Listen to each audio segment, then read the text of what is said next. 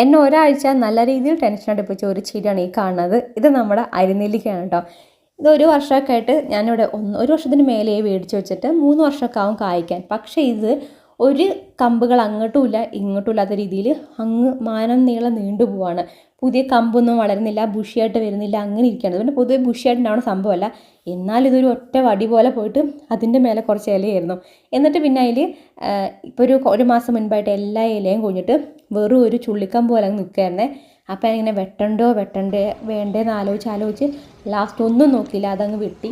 അപ്പോൾ നമുക്ക് കുറച്ച് ദിവസം ഒന്നൊന്നര ആഴ്ച ആയപ്പോഴത്തേക്കും അതിലിങ്ങനെ ചെറിയ വെട്ടി ഒരു 3-4 ദിവസം കഴിഞ്ഞപ്പോഴത്തേക്കും ഇങ്ങനെ ചെറിയ കുമ്പളം, എന്താ പറയുക, തളിരിങ്ങനെ കാണില്ലേ പച്ച കളറിൽ, അത് വന്നിട്ടുണ്ടായിരുന്നേ. പിന്നെ ഇപ്പോൾ ഇത് അത്യാവശ്യം ഇങ്ങനെ കമ്പൊക്കെ വന്ന് ഒരു 4 ഹെൽത്തി ആയിട്ടുള്ള കമ്പ് പോലെ അതൊന്ന് വരുന്നുണ്ട്. അപ്പോൾ എനിക്ക് ഭയങ്കര സന്തോഷമായിട്ടോ. പിന്നെ ബോഗൺവില്ല കണ്ടോ, നമുക്ക് ഓറഞ്ചും വെള്ളയാണ് ഇപ്പോൾ കാര്യമായിട്ട് പൂവുള്ളത്. അന്നുണ്ടായിരുന്ന പൂക്കളൊക്കെ കുറേ ചെടികൾ കൊഴിഞ്ഞു പോയിട്ടോ, പൂവൊക്കെ കൊഴിഞ്ഞു. അപ്പോൾ ഞാനതൊക്കെ മാറ്റി അപ്പുറത്തേക്ക് കമ്പൊക്കെ വെട്ടി പുതിയത് വരാൻ വേണ്ടി കുറച്ച് വളമൊക്കെ കൊടുത്ത് മാറ്റിയിട്ടുണ്ട് കേട്ടോ. അപ്പോൾ ഞാൻ ഇതിൻ്റെ കാര്യം പറഞ്ഞതെന്ന് വെച്ചാൽ നമ്മുടെ അരിനെല്ലിക്കുണ്ടല്ലോ, കുറേ വീട്ടിൽ ഇതേപോലെ നീണ്ടു പോയിട്ടുണ്ടാവും. അപ്പോൾ നിങ്ങൾക്ക് ആരുടെങ്കിലും വീട്ടിലുണ്ടെങ്കിൽ വെട്ടിയാൽ നന്നാവില്ല എന്നുള്ളൊരു പേടിയുണ്ടെങ്കിൽ വെട്ടി വെക്കും കേട്ടോ, നല്ല മൂത്തതാണെങ്കിൽ ഉണ്ടാവുക. പിന്നെ ഇത് നമ്മളുടെ വെണ്ണപ്പഴമാണ്. ഞാൻ എപ്പോഴേക്കോ പറഞ്ഞിട്ടുണ്ട്, നമ്മളെ വീട്ടിൽ പറമ്പിലായിട്ടൊരു 10-20 വെണ്ണപ്പഴത്തിൻ്റെങ്കിലും ചെടികളുണ്ട്.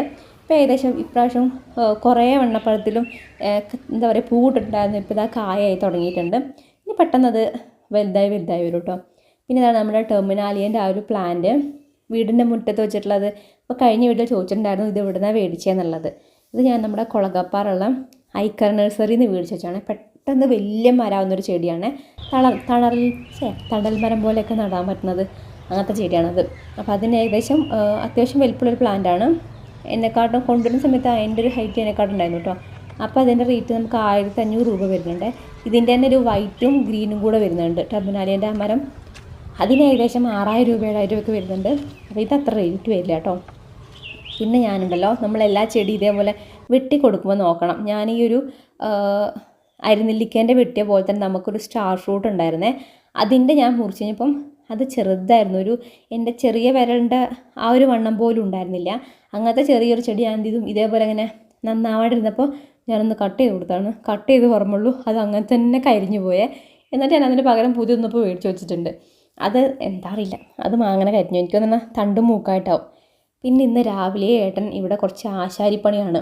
ഇതെന്താണെന്ന് വെച്ചാൽ നമ്മളെ ബുക്ക് ഷെൽഫില്ലേ, കുറേ കാലങ്ങളായിട്ടേ പറയുന്നുണ്ട് ഒരു ബുക്ക് ഷെൽഫ് എന്തെങ്കിലും മേടിക്കണം. എന്നിട്ട് മേലെ കാര്യമായിട്ട് ഇങ്ങനെ സംഭവങ്ങളൊന്നുമില്ല, നമ്മളെല്ലാം ആക്ടിവിറ്റീസും താഴെയും കൊണ്ട് എല്ലാ സാധനങ്ങളും താഴെയാണ്. അപ്പം മേലെ കാര്യമായിട്ടുള്ള വർക്കുകളൊന്നും ഇല്ലാത്തത് കൊണ്ട് ഏട്ടൻ ആ ഒരു കോണി കയറുന്നതിൻ്റെ അവിടെ ഇങ്ങനെ കുറേ ആയിട്ട് ഇങ്ങനെ എന്തെങ്കിലും വെക്കണം എന്ന് പറഞ്ഞുകൊണ്ടിരിക്കുകയായിരുന്നു. അങ്ങനെ ഏട്ടൻ ഇത് ആമസോണിൽ നിന്ന് ഓർഡർ ചെയ്തിട്ടുള്ള ഒരു ബുക്ക് ഷെൽഫാണ്. മൂപ്പർ വിചാരിച്ചത് ഇത് അതേപോലെ സെറ്റായിട്ട് വരുന്നതാണ്. നമ്മളിങ്ങനെ കണ്ടോ, ഈ ഒരു പിക്ചർ ഉണ്ടോ, ഇതാണ് നമ്മുടെ ഫൈനൽ റിസൾട്ട്. ഇതേപോലെയാണ്, ഇങ്ങനെ വരുമെന്നാണ് ഏട്ടൻ വിചാരിച്ചിരുന്നത്. എന്നിട്ട് വന്നിട്ട് എന്നോടൊന്ന് ഫോട്ടോ എടുത്ത് അയക്കാൻ പറഞ്ഞു. നോക്കിയപ്പോൾ കുറേ കഷ്ണങ്ങൾ മാത്രം, കുറേ 10-30 ഒരു എത്ര പീസിൻ്റെ ഇതിലൊക്കെ എല്ലാം പീസുകളാണ്. ഇത് നമ്മളിരുന്ന് സെറ്റ് ചെയ്തുണ്ടാക്കണം. എൻ്റെ ദൈവമേ, നല്ല ടഫായിരുന്നു. കാരണം അതെൻ്റെ ഐഡിയ മനസ്സിലാക്കിയാൽ പിന്നെ ഓക്കെ, പക്ഷെ അത് മനസ്സിലാക്കാൻ ഇത്തിരി ടൈം എടുത്തു. ഞാൻ പോയിട്ട് അതിൻ്റെ പേപ്പറൊക്കെ ഉണ്ട് എങ്ങനെ സെറ്റ് ചെയ്യുന്നുണ്ടത്, എനിക്കത് ആലോചിച്ച് ദൈവമേ, ഞാൻ 10ാം ക്ലാസ് പരീക്ഷയ്ക്ക് പോലും ഇത്ര ടെൻഷൻ അടിച്ചില്ല പറയില്ലേ, അതേപോലെ എനിക്കൊന്നും അങ്ങോട്ട് സെറ്റാണല്ലോ. എവിടെ വെച്ചിട്ട് ആ സ്ക്രൂ ഇവിടെ കയറുന്നില്ല എന്നൊക്കെ പറഞ്ഞിട്ട് ഞാൻ പറഞ്ഞു എനിക്ക് പറ്റൂല കേട്ടോ. എന്നിട്ട് ഞാൻ അവിടെ നിന്ന് പോയിട്ടോ. അങ്ങനെ ഏട്ടൻ അവിടെ ഇരുന്ന് അതൊക്കെ നോക്കി ഡീറ്റെയിൽസൊക്കെ വായിച്ച് മനസ്സിലാക്കി കുറച്ച് ചുറ്റികയും നമുക്കിങ്ങനെ തിരിക്കുന്ന സംഭവങ്ങളൊക്കെ ഉണ്ടല്ലോ, അതൊക്കെ ആവശ്യമുണ്ട്. അതൊക്കെ വെച്ച് സംഭവം സെറ്റാക്കി എടുത്തപ്പം നല്ല ഭംഗിയുണ്ട് കാണാനായിട്ട് കേട്ടോ. പിന്നെ ആ ഒരു ഏരിയ വെറുതെ ഫ്രീ ആയിട്ടിരിക്കുകയായിരുന്നു, നമുക്ക് ആ ഒരു ചെടി ഇങ്ങനെ മാത്രമായിട്ട്. ഇപ്പം അതൊക്കെ വെച്ച് ബുക്കൊക്കെ വെച്ചപ്പം സെറ്റായി. ഇത് പിന്നെ ഏട്ടൻ്റെ ഫോട്ടോ, അമ്മ ഇതിലേക്ക് ബുക്ക് വെക്കാനായിട്ട് ബുക്ക് വേണമല്ലോ, സംഭവമൊക്കെ സെറ്റ് ചെയ്തപ്പോൾ ബുക്ക് വേണം. അപ്പോൾ ഏട്ടൻ്റെ പഴയ ബുക്കുകളൊക്കെ എടുത്തുകൊണ്ടിരുന്നപ്പം ഒരു ചാക്കിലാക്കി വെച്ചിരിക്കുകയായിരുന്നു, ടെറസിൻ്റെ മേലെ വൃത്തിയിൽ കൊണ്ടുവച്ചിരിക്കുകയായിരുന്നു കേട്ടോ. അതിന്ന് വേണ്ട ബുക്കുകളൊക്കെ എടുത്ത് ഇങ്ങനെ വെച്ചപ്പോൾ കുറച്ച് ഫോട്ടോസൊക്കെ കിട്ടി. അപ്പോൾ ഏട്ടൻ്റെ ഫോട്ടോ കണ്ടിട്ട് എനിക്കിട്ട് ചോദിക്കുകയാണ്, അച്ഛാ അതാരാ ഇതെന്താണെന്നൊക്കെ ഒന്ന് ചോദിക്കുകയാണ്. പിന്നെ ഞാൻ എന്തോ പറയാൻ വേണ്ടി വന്നിക്കല്ലോ. അപ്പോൾ കുറച്ച് ബുക്കുകൾ കിട്ടി ഏട്ടൻ്റെ അടുത്ത്. ഇങ്ങനെ പണ്ടത്തെ ബുക്കുകളാണ് കേട്ടോ ഏട്ടൻ്റെ. പക്ഷേ ഏട്ടനുണ്ടല്ലോ ഭയങ്കര ഇങ്ങനത്തെ കാര്യങ്ങളൊക്കെ സൂക്ഷിച്ച് വെക്കും. ഏട്ടൻ്റെ 10ാം ക്ലാസ്സിലെയും അതേപോലെ തന്നെ +2-ലൊക്കെ നമ്മൾ ആൻസർ ഷീറ്റ് ഉണ്ടാവില്ലേ, അത് വരെ ഇപ്പോഴും ഉണ്ട് കേട്ടോ. നമ്മുടെ പഴയ വീട്ടിൽ അന്നേ എടുത്ത് വെച്ചാണ് ഒരു പെട്ടിയിലാക്കിയിട്ട് അത് വീട്ടിൽ മാറി നമ്മൾ ഇങ്ങോട്ട് വന്നപ്പോൾ ഞാൻ പറയട്ടെ ഇതൊക്കെ എന്തിനാണ് നമുക്കത് കളയാമെന്ന് വെച്ചപ്പം നിനക്കതൊന്നും പറഞ്ഞാൽ മനസ്സിലാവില്ല, ഇതൊക്കെ ഭയങ്കര മെമ്മറീസാണ്, കുറേ വർഷം കഴിയുമ്പോൾ ശരിയാണ് എടുത്തു നോക്കുമ്പോൾ എൻ്റെ ഒന്നും അങ്ങനത്തെ സംഭവമില്ല കേട്ടോ. എൻ്റെ ആകെ ഡിഗ്രിക്ക് പഠിക്കുമ്പോഴും ആ ഒരു PG-ത്തെ ഒക്കെ നമ്മൾ ടെക്സ്റ്റ് ഉണ്ടാവുമല്ലോ, അത് മാത്രമേ എൻ്റെ കയ്യിലുള്ളൂ. ബാക്കി പഴയ ബുക്കൊന്നും എൻ്റെ അടുത്തില്ല. +2ത്തെ ഉണ്ടോ എന്ന് നോക്കേണ്ടി വരും, എന്നാൽ സംശയമാണ്. പക്ഷേ ഏട്ടൻ്റെ അടുത്ത് പണ്ട് മുതലേ ഉള്ള പറയേ ആൻസർ ഷീറ്റാണ്, അതടക്കം എടുത്ത് വെച്ചിട്ടുണ്ട്. അത് ഇപ്പോഴും എന്നിട്ട് ആ വീട്ടിൽ നിന്ന് ഇങ്ങോട്ട് കൊണ്ടുവന്നിട്ട് ഇവിടുത്തെ അലമാരിയിൽ ഭദ്രമായി സൂക്ഷിച്ച് വെച്ചിട്ടുണ്ട് കേട്ടോ. അപ്പോൾ ഞാനിവിടെ നനേൻ്റെ പരിപാടികളാണ്. നനയ്ക്കാൻ തുടങ്ങിയ ഒരു 1.5 മണിക്കൂറെങ്കിലും ഇത് നനയ്ക്കാനുള്ള പരിപാടിയുണ്ട്. പുല്ല് നനയും നമ്മുടെ തൈകൾ നനയൊക്കെ ആയിട്ട് കുറച്ച് സമയം എടുക്കും കേട്ടോ നനച്ചുണ്ടാക്കാനായിട്ട്. പിന്നെ ഇത് അമ്മ അവിടെ ചൂല് ചീന്തിക്കൊണ്ടിരിക്കുകയാണ്. ഈ സമയമാകുമ്പോൾ നമ്മളെ തെങ്ങും പട്ടയൊക്കെ ഇങ്ങനെ വീഴാൻ തുടങ്ങുമല്ലോ. അപ്പോൾ വീട്ടിൽ അമ്മ കുറച്ച് പട്ട ഇതേപോലെ ഇങ്ങനെ വെട്ടിക്കൊണ്ടേ കൊടുക്കും. അപ്പോൾ അമ്മ ഇവിടെ നിന്നിട്ട് നമുക്ക് അടിക്കാനുള്ള ചൂല് ചീന്തിക്കൊണ്ടിരിക്കുകയാണ്. അപ്പോൾ നിച്ചോട്ടിനെന്താ ഇപ്പോൾ ഇങ്ങനെ എണീറ്റാൽ പറയും അമ്മ വീട്ടിൽ പോകാന്നിട്ട് അവൻ അപ്പുറത്ത് പോകണം, അവനിങ്ങനെ നടക്കണമല്ലോ. അപ്പം വീട്ടിൽ നിന്ന് അച്ഛൻ വന്നപ്പം അവനെ ആ വഴിക്ക് അങ്ങോട്ട് പറഞ്ഞു വിട്ടു. അല്ലെങ്കിൽ നനയ്ക്കണ സമയത്തൊന്നും അവനെ ഇവിടെ നിർത്താനേ പറ്റില്ല, അവൻ നനച്ചേ പറ്റുള്ളൂ, അല്ലെ കൊടുക്കണ വരെ വാശി പിടിച്ച് കരഞ്ഞുകൊണ്ടിരിക്കുക. അപ്പം നനയ്ക്കണ സമയത്ത് മെല്ലെ അവനിവിടെ നിന്ന് ഒഴിവാക്കി വിടുക ചെയ്യുക. പിന്നെ ഇതാ ഞാൻ പറഞ്ഞില്ലേ പട്ട ചീന്തുന്ന് അതിൽ കുറേ ചീന്തിയിട്ട് അമ്മ കുറച്ച് കെട്ടാക്കി മാറ്റി വെച്ചിട്ടോ, കാരണം കുറച്ച് അധികം തന്നെ ഉണ്ടായിരുന്നു. എല്ലാവരും ചീന്താൻ നിന്നാൽ കുറേ ഉണ്ട്. പിന്നെ നമ്മളുടെ ഒരു കർമൂസേൻ്റെ അവസ്ഥയാണ് കേട്ടോ. ആ പറമ്പിലൊക്കെ നിൽക്കണ നമ്മളുടെ പപ്പായകളുണ്ട്, അതൊക്കെ ആരും വളമിട്ട് കൊടുക്കണില്ല, വെള്ളമൊഴിച്ച് കൊടുക്കണില്ല. അതിലൊക്കെ നിറച്ച് പപ്പായ. ആ നിൽക്കണം നമ്മുടെ കർമൂസ വളമിട്ട് കൊടുക്കുന്നു, വെള്ളമൊഴിച്ച് കൊടുക്കണു, കായ ഉണ്ടാവുന്നു, വീണ്ടും പോകണം. എനിക്കൊന്ന് ഓവർ ശ്രദ്ധ കിട്ടും തോന്നുന്നുണ്ട്. അതങ്ങോട്ട് റെഡി ആവുന്നില്ല, എന്താ പറ്റിയാർക്കറിയാം. ഇനിയിപ്പോൾ ഞാൻ കഴിഞ്ഞ ദിവസം നമ്മളെ നഴ്സറി പോയിട്ട് ഞാൻ ചോദിച്ചിട്ടുണ്ടായിരുന്നു റെഡ് ലേഡീൻ്റെ ഉണ്ടോ എന്നുള്ളത്. അപ്പോൾ അവിടെ തൈ കുഞ്ഞതുണ്ടായിരുന്നത്, അപ്പോൾ അതെനിക്ക് ഇഷ്ടപ്പെട്ടില്ല, എനിക്ക് കുറച്ച് വലിയ തൈ വേണമെന്നുണ്ടായിരുന്നു. അപ്പോൾ ഇനി വരുമ്പോൾ വരാമെന്ന് പറഞ്ഞിട്ട് ഞാൻ വന്നതാണ്. പിന്നെ ഞാൻ വെച്ചൊരു ഷേക്ക് ഉണ്ടാക്കുക, നമ്മുടെ ചിക്കു ഷേക്ക് ഉണ്ടല്ലോ, എൻ്റെ ഫേവറേറ്റ് ആയിട്ടുള്ള ഒരു ഷേക്കാണ് ചിക്കു, നമ്മുടെ സപ്പോർട്ടേൻ്റെ. അത് മേടിച്ച് മിക്കവാറും ഞാൻ പുറത്ത് പോയാലും ഇത് തന്നെയായിരിക്കും, ഒന്നെങ്കിൽ ചിക്കു ഷേക്ക് അല്ലെങ്കിൽ ചിക്കു ജ്യൂസ്. വീട്ടിലാണെങ്കിൽ എനിക്ക് ഷേക്ക് അടിക്കുന്നത് ഭയങ്കര ഇഷ്ടമാണ്. പിന്നെ നമ്മുടെ ഷമാമും എനിക്കിഷ്ടമാണ്, പക്ഷേ എന്നാലും സപ്പോർട്ട് ഭയങ്കര ഇഷ്ടമാണ്. അപ്പം നിങ്ങൾക്ക് അറിയാമായിരിക്കുമല്ലോ നമ്മുടെ നല്ല കട്ടപ്പാലുണ്ടാവുമല്ലോ, പാക്കറ്റ് പാല്, അത് വാങ്ങിയിട്ട് നമ്മൾ പാല് മേടിച്ചിട്ട് ഫ്രീസറിൽ വെച്ച് നല്ല കട്ടയൊക്കെ എടുക്കും. അതിങ്ങോട്ട് നമ്മൾ എടുത്തിട്ട് ആ നല്ല കട്ടിയാക്കി വെച്ചിട്ടുള്ള പാല് അതിലേക്ക് 2 സപ്പോർട്ട ഇട്ട് കൊടുത്തു. അതിന് ശേഷം പഞ്ചസാര, പിന്നെ കുറച്ച് നമ്മളുടെ ബൂസ്റ്റും കൂടി ഇട്ടിട്ട് നന്നായിട്ട് അടിച്ചെടുത്തു. അതിന് മേലെ ഭംഗിക്കായിട്ട് കുറച്ച് ബൂസ്റ്റും കൂടി വെതറിയിട്ട് ഇതേപോലെ കഴിക്കുകയാണെങ്കിൽ ആഹാ ഭയങ്കര ടേസ്റ്റാണ്. എനിക്ക് ഭയങ്കര ഇഷ്ടമാണ്. പണ്ട് ഡിഗ്രിക്ക് പഠിക്കുന്ന സമയത്തേ ഇങ്ങനെ ഈ ചിക്കു മേടിച്ചെടുക്കാൻ ഭയങ്കര ഇഷ്ടമായിരുന്നു. ആ ഒരു ശീലത്തിന് ഇപ്പോഴും മാറ്റുമല്ല, ഭയങ്കര ഇഷ്ടമാണ്. പിന്നെ ഇതുണ്ടല്ലോ നമ്മളുടെ മണിമുല്ലയാണ്. അപ്പം നിങ്ങളുടെ അടുത്ത് ആരടുത്തെങ്കിലും മണിമുല്ലുണ്ടെങ്കിൽ ഒന്ന് പറയൂ കേട്ടോ, കാരണം ഞാനിത് ചെറിയ ചട്ടിയിലാണ് വെച്ചിട്ടുള്ളത്. ചെടിയൊക്കെ ഇങ്ങനെ വളർന്നു പോകുന്നുണ്ട്.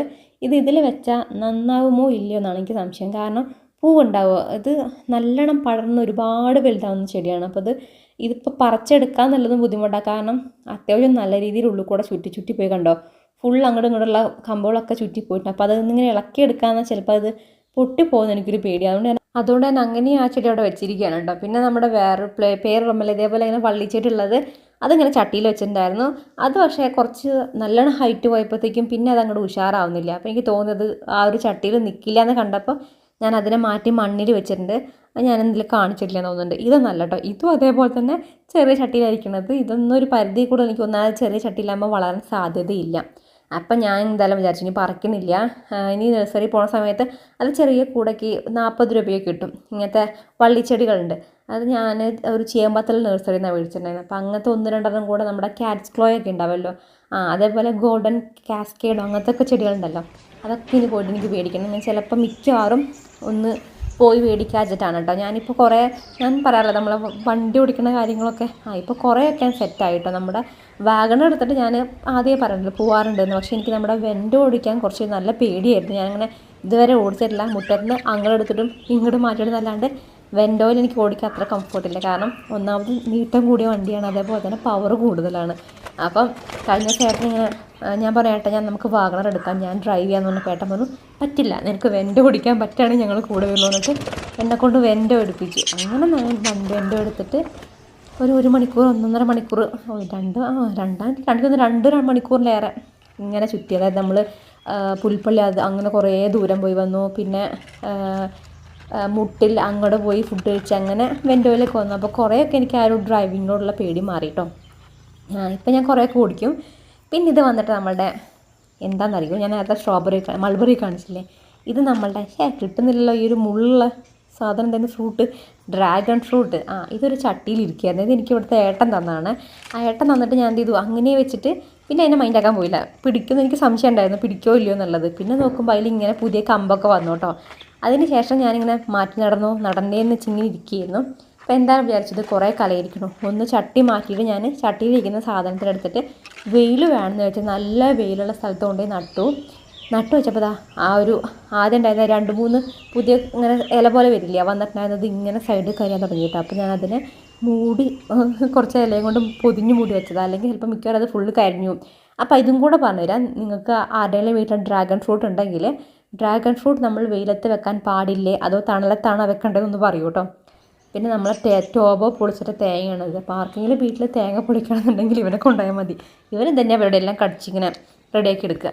അപ്പം ഇതെന്താ ഇങ്ങനെ കൊളാക്കിയെന്ന് വെച്ചാൽ എന്തൊരു ഭംഗിയുള്ള കുളമായിരുന്നു അല്ലേ. അതിൻ്റെ കോലപ്പം ഇങ്ങനെ ആക്കാൻ കാരണം ടോബോ ആയാണ്. ഞാൻ പറഞ്ഞു കഴിഞ്ഞ വീഡിയോയിൽ ഒരു ദിവസം നല്ല പൂക്കളൊക്കെ ഉണ്ടായിരുന്നേ. ഞാൻ പറഞ്ഞ കഥയാണ് ഈ സോറിട്ട്, എനിക്ക് ഓർമ്മ വരുന്നില്ല, എന്തായാലും പറയാം. നല്ല പൂക്കളൊക്കെ ആയിട്ടിരിക്കുകയായിരുന്നേ. അപ്പം ആ കഥ പറയുന്നതിന് മുന്നേ ഇതെന്താണെന്നറിയോ, നമ്മുടെ പാഷൻ ഫ്രൂട്ടാണ്. പാഷൻ ഫ്രൂട്ട് ഇങ്ങനെ വള്ളിയെടുത്ത് തുടങ്ങിയപ്പം അതും ഇതിലേക്ക് കയറ്റി വിട്ടിട്ടുണ്ട്.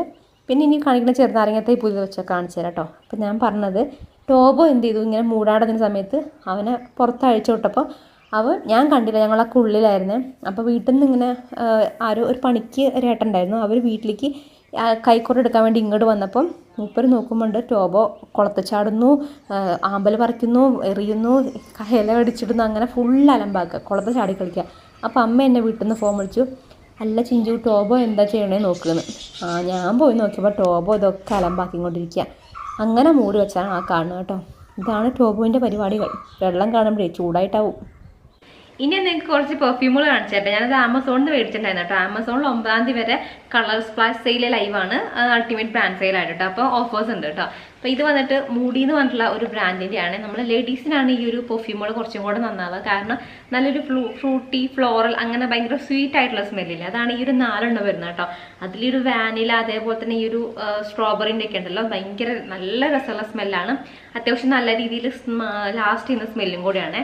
ഇതിൽ നമുക്ക് വുഡ്ലാൻഡ് ബ്ലോസം, അതേപോലെ തന്നെ strawberry, tropical vanilla, white Musk, ഇങ്ങനെ 4 വരുന്നത്. ഇതേപോലത്തെ കോംബോയിൽ വരുന്ന 4 മേടിച്ചിട്ടുണ്ട്. കാരണം നമ്മൾ ഇങ്ങനത്തെ കോംബോയിൽ മേടിക്കുകയാണെങ്കിലുണ്ടല്ലോ, ചിലപ്പോൾ നമ്മൾ വലിയ ബോട്ടിൽ മേടിക്കില്ലേ, അപ്പോൾ അതിൻ്റെ സ്മെല്ല് നമുക്ക് ഇഷ്ടമായില്ലെങ്കിൽ ആ ഒരു വലിയ ബോട്ടിൽ വലിയ പ്രൈസിന് മേടിച്ചാൽ നമുക്ക് വേസ്റ്റ് ആയിക്കും. പക്ഷെ ഇങ്ങനെ ഇങ്ങനത്തെ കോംബോ നോക്കി മേടിക്കുകയാണെങ്കിൽ നമുക്ക് 4 ഡിഫറെൻ്റ് ആയിട്ടുള്ള സ്മെല്ല് ട്രൈ ചെയ്ത് നോക്കാൻ വേണ്ടി പറ്റുള്ളൂ. അപ്പോൾ എനിക്ക് കുറച്ചും കൂടെ ഇങ്ങനെ പെർഫ്യൂം മേടിക്കുമ്പോൾ ഞാൻ ചെറുത് നോക്കി ട്രൈ ചെയ്യാറുണ്ട്. ഇത് 20 ml ആണ് വരുന്നത് കേട്ടോ. അപ്പം ഇത് നമുക്ക് ലേഡീസിനാണെങ്കിൽ നല്ല നല്ല രസമുള്ള സ്മെല്ലാണ്. അപ്പം നിങ്ങൾക്ക് മേടിക്കണമെന്നുണ്ടെങ്കിൽ ലിങ്ക് എന്തായാലും ഡിസ്ക്രിപ്ഷൻ ബോക്സിൽ കേട്ടോ. ഇതല്ലാണ്ട് ഞാൻ കുറേ മേടിച്ചിട്ടുണ്ട്. പിന്നെ അടുത്ത് വന്നിട്ട് ഇതാണ്. ഇത് നമ്മുടെ എംകഫൈൻ്റെ ആണ്. ഇത് കുറച്ചും കൂടെ ഒരു സ്ട്രോങ് ആയിട്ടുള്ള സ്മെല്ലാണ്. ഇത് രണ്ടും അത്യാവശ്യം നല്ല രീതിയിൽ നമുക്ക് ലാസ്റ്റ് ചെയ്യുന്നുണ്ട്. ആ ഒരു മണം കുറേ നേരം നിൽക്കുന്നുണ്ട്. പക്ഷെ ഇതിൽ ഈ ഒരു വാനിലയൊക്കെ ഉണ്ടല്ലോ, ഇത് കുറച്ച് നേരം എന്താ പറയുക, നമുക്ക് ഇഷ്ടപ്പെടുന്ന സ്മെല്ല, ലേഡീസിനും പറ്റും. പക്ഷേ ഈ ഒരു അഡിക്റ്റഡ്, ഡാർക്ക് ഫാൻറ്റസി, ഇതൊക്കെ നോക്കി തോന്നുന്നു കുറച്ചും കൂടെ നമ്മൾ ജെൻസിനാണ് നല്ലത്. ഇത് 2 പേർക്കും യൂസ് ചെയ്യാം കേട്ടോ. ഫോർ വുമൻ ആൻഡ് മെന്നിന് വേണ്ടിയിട്ടുള്ളതാണ്. പക്ഷേ ഈ ഒരു ചില സ്മെല്ല് ഇതിൽ കുറച്ചൊക്കെ ഈ ഒരു സ്മെല്ലൊക്കെ ഒരു വാനില, കൊക്കോ, മസ്ക്, അങ്ങനെ കുറച്ചും കൂടെ സ്ട്രോങ് ആയിട്ടുള്ള നോട്ട്സാണ് ഇതിൽ വരുന്നത്. പക്ഷെ നല്ല സ്മെല്ലൊക്കെ നല്ലതാണ്. കുറച്ചും കൂടെ സ്ട്രോങ് ആയിട്ടാണ് ഇത്. കുറച്ചും കൂടെ ലേഡീസിന് ഇതാണ് നല്ലത്, ജെൻസിന് ഈ ഒരു ബോക്സ് ആയിരിക്കും നല്ലത് കേട്ടോ. ഇത് വന്നിട്ട് എംകഫൈൻ്റെ ആണ്. മറ്റേത് മൂടി എന്ന് പറഞ്ഞിട്ടുള്ള, ഇത് മൂടി എന്ന് പറഞ്ഞിട്ടുള്ള ബ്രാൻഡിൻ്റെ. ഞാൻ എപ്പോഴും മൂടീൻ്റെ തന്നെ ഒരു ബോഡി ലോഷൻ ട്രൈ ചെയ്തിട്ട് നിങ്ങൾക്ക് കാണിച്ചു തന്നിട്ടുണ്ടായിരുന്നു. പിന്നെ അടുത്ത വന്നിട്ട് മാമഹത്തിൻ്റെ പെർഫ്യൂമാണ്. ഇത് മാമഹത്തിൻ്റെ വൈറ്റ് മസ്ക് വരുന്ന നല്ല നല്ല പെർഫ്യൂമാണ്. ഇതിൻ്റെ ഒരു ബ്ലൂ ബോട്ടിലുണ്ട്. എപ്പോഴേക്കും ഞാൻ പറഞ്ഞിട്ടുണ്ട്, അത് നല്ല രസമുള്ള സ്മെൽ തന്നെയാണ്. അപ്പോൾ ഇത് ലേഡീസിനൊക്കെ യൂസ് ചെയ്യാം, ജെൻസിനും യൂസ് ചെയ്യാൻ നല്ല തന്നെയാണ് ഈ ഒരു മാമഹത്തിൻ്റെ. ഇത് 50 ml ആണ് വരുന്നത്. ഇത് വന്നിട്ട് കാണിച്ചിട്ടുണ്ട്, ഇത് നമ്മുടെ മാമഹത്തിൻ്റെ ഇൻടു ദ വാലി എന്ന് പറഞ്ഞിട്ടാണ്. നമ്മൾ ലേഡീസിൽ നിന്നാണ് ഇത് കുറച്ചും കൂടെ നന്നായിരിക്കുക. നല്ല രസമുള്ള സ്മെല്ലാണ്. അത്യാവശ്യം നല്ല രീതിയിൽ ലാസ്റ്റ് ചെയ്യുന്നുണ്ട്. ഇത് ഏകദേശം ഇതാ ബോട്ടിൽ തീർന്നിട്ടാണ് യൂസ് ചെയ്തിട്ട് കുറേ കാലം നമുക്ക് യൂസ് ചെയ്യാം. ഇത് കുറേ കാലം തന്നെയാണ് കേട്ടോ. ഇത് 100 ml ആണ്, വൃത്തിയല്ല 100 ml ബോട്ടിലാണ്. ഇത് 50 ml. 100 ml ഞങ്ങളുടെ നമ്മൾ ഒരുപാട് കാലം യൂസ് ചെയ്യാണ്ടായിരുന്നു. പിന്നെ അടുത്ത് വന്നിട്ട് ഈ ഒരു മമത്തിൻ്റെ തന്നെ ഇൻടു ദ സൺസെറ്റ് ആണ്. ഇത് കുറച്ചും കൂടെ സ്ട്രോങ് ആയിട്ടുള്ള സ്മെല്ലാണ്. ഇതെനിക്ക് തോന്നുന്നു ജെൻസിനായിരിക്കും ഈ ഒരു സ്മെല്ല് ഒന്നും കൂടെ ഒരു ചേരുന്നതെന്ന് എനിക്ക് തോന്നുന്നു കേട്ടോ, ഈ ഒരു സ്മെല്ല്. ഇത് കോജ പെർഫ്യൂമാണ്. അതുകൊണ്ട് തന്നെ കുറച്ച് നേരം നല്ല രീതിയിൽ ലാസ്റ്റ് ചെയ്യുന്ന പെർഫ്യൂമുകളാണ്. പിന്നെ അടുത്തത് വന്നിട്ട് ഞാൻ എടുത്തിട്ടുള്ളത് നമുക്ക് നിങ്ങൾ അഫോർഡബിൾ ആയിട്ടുള്ള സാധനങ്ങൾ നോക്കുകയാണ്. ഇതേപോലത്തെയാണ് ബോഡി സ്പ്രേ ആണ് നിങ്ങൾക്ക് ഇഷ്ടമെങ്കിൽ ഇത് നമ്മളുടെ യാർഡ്ലിൻ്റെ ആണ് കേട്ടോ. യാർഡ്ലിൻ്റെ വരുന്നത്. ഇത് നമ്മൾ മറ്റേതുപോലെ ഓട്ടി പെർഫ്യൂം പോലെ അത്ര നേരം ലാസ്റ്റ് ചെയ്യില്ല, പക്ഷെ നല്ല സ്മെല്ലാണ്. ഇതൊക്കെ ആണെങ്കിൽ ഇത് യാർഡ്ലിൻ്റെ ഇംഗ്ലീഷ് റോസ് എന്ന് പറഞ്ഞിട്ടുള്ളതാണ്. റിഫ്രഷിങ് ബോഡി സ്പ്രേ ആണ്.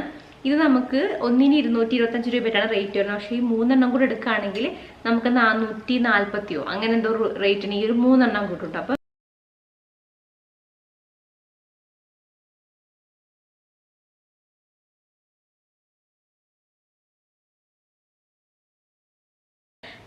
ഇതിന് ശരിക്കും നിങ്ങൾക്ക് ഭയങ്കര നമ്മളെ റോസില്ല, എന്ത് റോസ്, പനിനീർ റോസൊക്കെ ഇല്ലേ, അതിൻ്റെയൊക്കെ ഒരു സ്മെല്ലാണ് ഇതിന് വരുന്നത്.